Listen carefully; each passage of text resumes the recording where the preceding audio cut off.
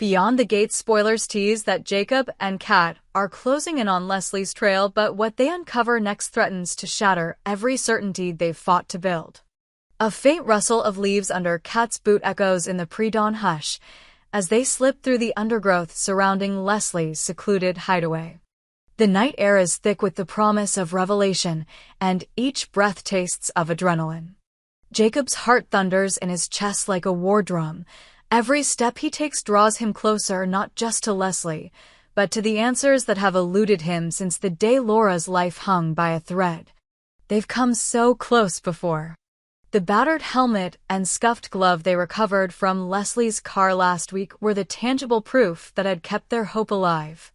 To Jacob, those items were more than mere evidence. They were the keys to exposing a lie so insidious that it threatened to unravel everything he held dear. He remembers the moment Kat handed him the glove, the flicker of triumph in her eyes, the weight of possibility settling over them both. Yet ever since, Leslie has remained just out of reach, her tracks resurfacing only in whispers and fleeting silhouettes at the edges of their vision. Tonight, they are determined to close the gap. Jacob crouches behind a thicket, Kat a silent sentinel by his side, as they watch the glow of a lone lantern sliding through the windows of the cabin across the clearing. It's the same cabin Leslie has used before, an isolated refuge tucked away at the forest's edge. Through binoculars, Jacob sees her silhouette moving within, deliberate, composed. He glances at Kat, whose steady nod sets their plan in motion. They wait until Leslie steps out, hood drawn low, before slipping behind her like shadows. Their pursuit is silent but swift, feet barely stirring the forest floor.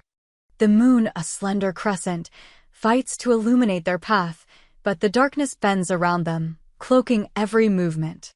Jacob's pulse pounds so loudly in his ears that he fears Leslie might hear it, but she moves with a practiced carelessness, convinced she's unobserved. The world narrows to two figures weaving through trees and underbrush. Jacob recalls how Leslie once feigned ignorance when questioned about the accident that nearly killed Laura. Her eyes, cold and unyielding, had hinted at secrets deeper than he ever imagined.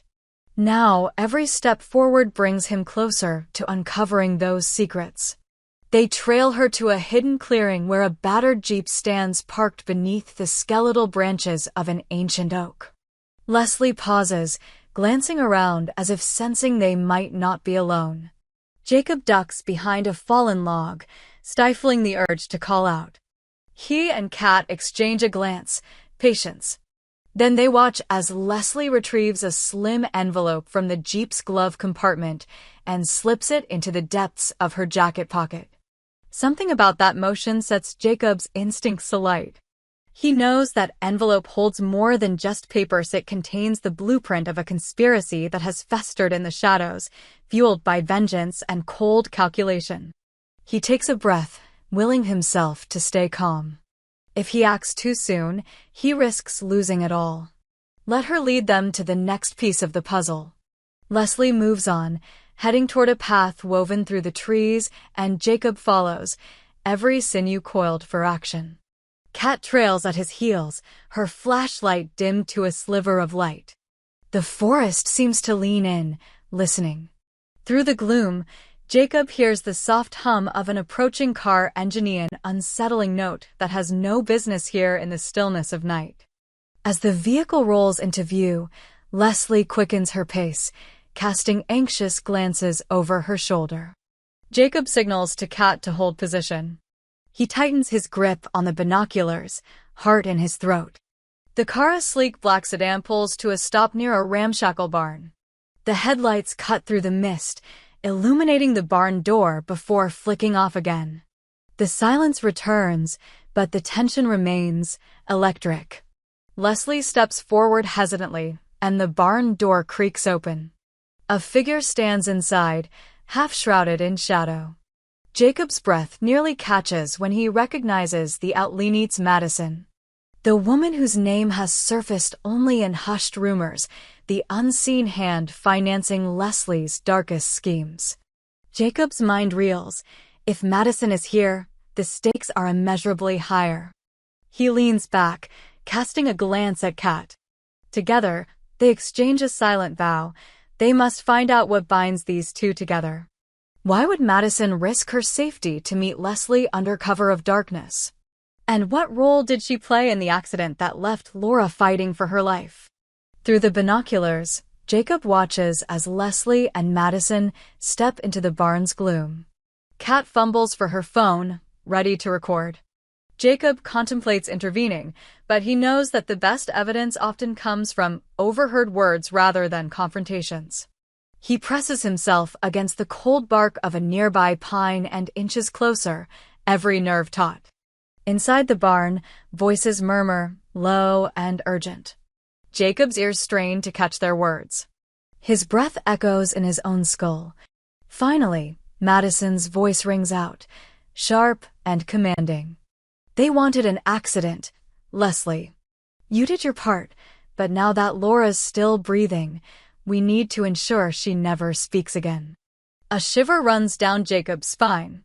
He hadn't expected confession, but here it is, Madison's own admission that she orchestrated the plot against Laura, that she bankrolled the plan and provided the means for Leslie's murderous intent. He forces himself to remain still as Leslie replies, her tone laced with frustration. I told you I delivered the car crash, but she survived. What do you want me to do? Kill her outright? Madison's laugh is cold and mirthless. You know what I want. You know the payment terms. I fronted you a small fortune already. Now you find a way to make this right, or I cut you loose. Jacob's blood runs cold. Poison. The unspoken threat hangs in the air. He recalls the envelope Leslie had stashed earlier. Now he realizes it must contain the instructions or perhaps the vial itself. His mind races. They not only orchestrated the crash, but attempted a second, more insidious assault. And Madison's cruelty knows no bounds. Leaning in, Jacob hears Leslie's voice tremble, either from fear or guilt. Two tried to do what you asked. I administered the dose, but the timing was off. She still clings to life. And now you want me to call it off? To reduce your payment. Madison's response is a whisper that cuts through him like ice. This is business, Leslie. If Laura lives, my reputation suffers. My enemies will speak. Do you understand? Jacob's fist clenches. Business? Enemies? Laura was never a pawn. She was a friend, someone whose laughter once filled hospitals with hope. Now her fate hangs on the caprice of a heartless stranger. He feels a surge of protective rage, but he forces himself to remain hidden, to gather every shred of evidence. He toggles his phone's record function, each soft beep echoing in his mind like a countdown. Leslie shoves the envelope into her bag, while Madison turns to leave, her footsteps echoing against the barn's wooden floor. Jacob's approach is cautious. As Madison exits, he hears her utter one final command. Remember, Leslie, no mercy. And keep the money coming or you'll answer to me. The barn door slams shut. The night air rushes back in, cold and unforgiving. Jacob and Kat spring into motion, their chance to confront Leslie and Madison slipping away like smoke. They dash through the trees to where Leslie's Jeep is parked, searching frantically for clues. Kat's flashlight beam falls on the tire tracks, fresh impressions in the soft earth, leading down the path Madison's car must have taken. Jacob rummages beneath the seat and flicks on the Jeep's interior light. There, tucked beneath the passenger seat, lies the slim envelope he'd seen Leslie stow away. He retrieves it with trembling fingers.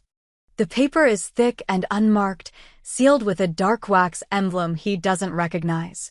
His breath catches as he breaks the seal and peers inside. There, wrapped in soft cotton, is a small glass vial bearing no label, but its contents glint in the flashlight's beam with a sinister promise. He knows instinctively he must preserve this vial. It is the smoking gun that will tie Leslie and Madison to attempted murder. But more than that, it is proof of a conspiracy motivated by unimaginable malice. He wraps it carefully in his jacket, pressing it to his chest like a lifeline. Kat stands guard, eyes scanning the darkness for any sign of pursuit. "We need to get this to the precinct," Jacob whispers. His voice is taut with urgency. "Lieutenant Briggs needs hard evidence if we're going to bring them down." Kat nods, equally determined. Together, they slip away from the barn, the night's revelations heavy on their shoulders. Every rustle of leaves now feels like a warning. Every distant howl of a stray dog a reminder of the peril they face. Yet, despite the danger, Jacob feels a fierce clarity. They have the proof. They have the leverage to expose Leslie as the architect of Laura's suffering and to reveal Madison as the unseen hand behind the scheme. Their trek back through the forest is a blur of motion and adrenaline. Jacob's mind races through the implications. If Lieutenant Briggs can corroborate Madison's financial trail, link the wax seal to documents found in her offshore accounts, they can unmask her identity as the mastermind. And if they bring Leslie's confession to light, her denials will crumble. But Jacob also knows there are questions that remain unanswered. Why did Madison target Laura so mercilessly? What stakes did Laura threaten that warranted such a brutal campaign? And what personal vendetta burns in Madison's heart so fiercely that she is willing to murder an innocent woman? As they emerge from the tree lean onto the gravel access road, Jacob pauses, peering back into the shadowed forest. The moon has dipped lower, leaving only the faint glow of dawn on the horizon. For a moment, he allows himself to feel the weight of what they've learned. The accident. The attempted poisoning. The money that changed hands under cover of night. Each revelation is a blow that reverberates through his core. Yet, amid the turmoil, a resolute determination takes hold. He will uncover Madison's motive, even if it leads him to corners darker than any forest hideaway. If Leslie was the instrument, Madison is the architect, and to bring justice for Laura, he must understand the design behind the cruelty. He turns to Kat, who offers a reassuring smile. They pile into her car and peel out onto the winding road, headlights cutting through the gathering mist. Though the night's revelations have shaken him, Jacob feels a renewed sense of purpose. They carry with them not only the vial and the envelope, but the hope that truth will prevail. As the precinct looms ahead, its windows aglow with early morning light, Jacob steadies himself. Whatever lies in Madison's past, whatever darkness drove her to this crime, he will shine a light upon it. And when the final pieces of the puzzle fall into place, those who sought to hide in shadows will face the consequences of their actions. Until that moment arrives, Jacob and Kat will stand guard at the gates of justice, ready to reveal the sinister machinations that threaten the innocent. Their journey is far from over, but now, with evidence in hand and resolve in their hearts, they step forward into the dawn, determined to end the reign of terror that began with a single, whispered promise of death. The first strands of dawn break across the horizon, painting the sky in muted shades of rose and gold, but Jacob has no time to watch the sunrise. Instead, he hunches over the sealed envelope and the vial, each artifact a testament to the darkness he's about to unravel. Kat stays by his side, her knuckles white as she grips the steering wheel. Neither speaks as they pull into the precinct parking lot, the building's harsh fluorescent light spilling out onto the empty lot like an accusation. Inside, the station buzzes with its usual morning cacophony, coffee sloshing in styrofoam cups, the hum of ringing phones, and officers trading tired jokes about last night's stakeouts. Lieutenant Briggs, perpetually 5 minutes late for everything except emergencies, finally strides into the evidence room. His gruff voice cuts through the clamor. "Jacob, you said you had something big." Jacob lays the envelope and vial on the stainless steel table. Briggs leans in, eyes narrowing. Kat steps forward, filling him in on the barn encounter, Madison's admission, and the attempted poisoning. Briggs's jaw clenches. He retrieves his phone and dials the DA's office. This case just leapt from attempted vehicular homicide to a conspiracy to murder. As they watch Briggs secure the evidence, Jacob's thoughts shift back to Madison. Who is she beyond the shadows? The rumors he'd heard spoke of a wealthy benefactor with a vendetta, a woman scorned, a family feud, a long-buried grudge. But none of that was proof. He needed to know her face, her motives, her history with Laura. Detective Rivera joins them, file folders tucked under her arm. I ran a background check on Madison Caldwell. Caldwell's an alias. Real name's Madeline Grayson. Birthplace, Portland, Oregon. Now living in St. Clair Heights. Family fortune tied to pharmaceuticals. Jacob and Kat exchange a glance. Pharmacy money could explain the poison vial. Rivera continues, there's a record from 2 years ago, a civil suit between Madeline Grayson and the Hamilton Foundation, Laura's wealthy benefactors. Settlement was confidential, but rumors say it involved exclusive patents. Jacob feels his chest tighten. Laura's latest research at St. Catherine's had threatened to expose a new line of biotech formulas. If Madison's family held patents in that arena, Laura's discoveries could have cost them millions. A motive emerges: greed, protection of legacy, ruthless elimination of competition. But what of Leslie? Once Madison's accomplice, Leslie was now terra fiden expendable pawn. Rivera adds, I got a warrant to search Grayson's home. ATMs, offshore accounts, wax seals all trace back to Grayson Industries. Jacob's phone buzzes, surveillance footage from Madison's mansion. She arrives home after the barn meeting, shifts the vial into a hidden safe, then retrieves a pen drive with audio files, likely Leslie's recorded confession. Whatever she has in that mansion, it's enough to bury both Laura and Leslie. Armed with the warrant, Jacob, Kat, and Rivera assemble a team. The drive to St. Clair Heights is tense. Every shadowed overpass feels like a threat. Jacob imagines Madison's gilded home, manicured lawns hiding corridors of deceit. The team arrives at a sprawling Estetia modern mansion of stucco and glass. Madison's sedan is gone. Rivera nods, they move in. Jacob's heart hammers as they breach the front door. Inside, the place is immaculate, marble floors, abstract art, and a gallery of family portraits. He scans each face, looking for clues. The centerpiece is a huge oil painting of a stern matriarch, Madeline's grandmother, perhaps, staring disdainfully. They split up. Jacob heads for Madison's study, guided by Rivera's tip about the safe. Shelves of antique books line the walls. He shoves one aside and finds the safe's keypad. His fingers tremble as he enters the code pulled from financial records. The safe clicks open. Inside, he finds a trove, the recorded confession, documents showing payoffs, and another vial identical to the one found in Leslie's Jeep. This confirms a direct link between the mansion and the barn. Rivera calls in. Everywhere, teams sweep the mansion. Kat discovers Leslie's helmet and glove, symbols of the crash, in a locked drawer. Each piece of evidence fortifies their case. Back at the precinct, Briggs convenes with the DA. A grand jury will convene, indictments will follow, but Jacob feels no relief. The legal battle is only the beginning. The emotional fallout, Laura's recovery, Leslie's fate, Madison's reckoning still looms. Over the next days, Laura emerges from the hospital, fragile but resolute. Jacob visits her, placing a protective hand at her elbow. He describes Madison's motives: corporate greed, patent wars, and a legacy built on silence.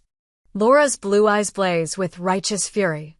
They tried to kill me to protect their profits, she whispers. Leslie's arrest comes next. She sits in a holding cell, her gaze hollow. Jacob sees fear mixed with regret.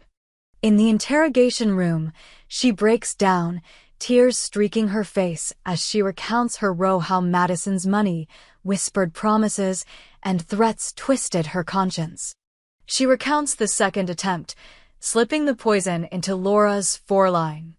At the moment of truth, Guilt overwhelmed her, allowing Laura's friend to intervene and save her life.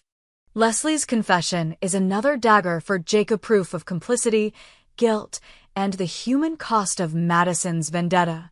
Yet, he can't help but feel pity for Leslie, a pawn ensnared by a puppeteer's greed. As the trial date approaches, news outlets swarm. The headlines scream about biotech conspiracies and attempted murder.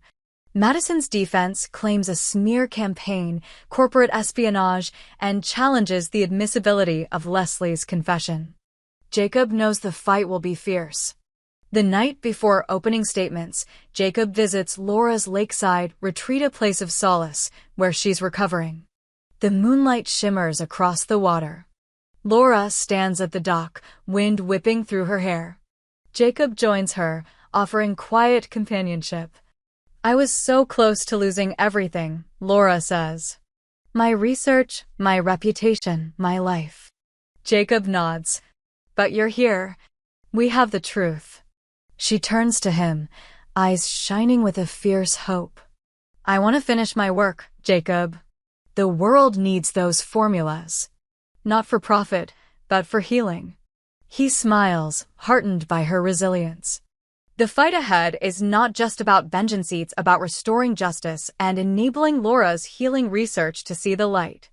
Courtroom day arrives. The DA presents Leslie's confession, the 2 vials, the financial records, and the recording. Madison's silence is chilling as tape after tape is played aloud, the cold calculation in her voice echoing off the courtroom walls.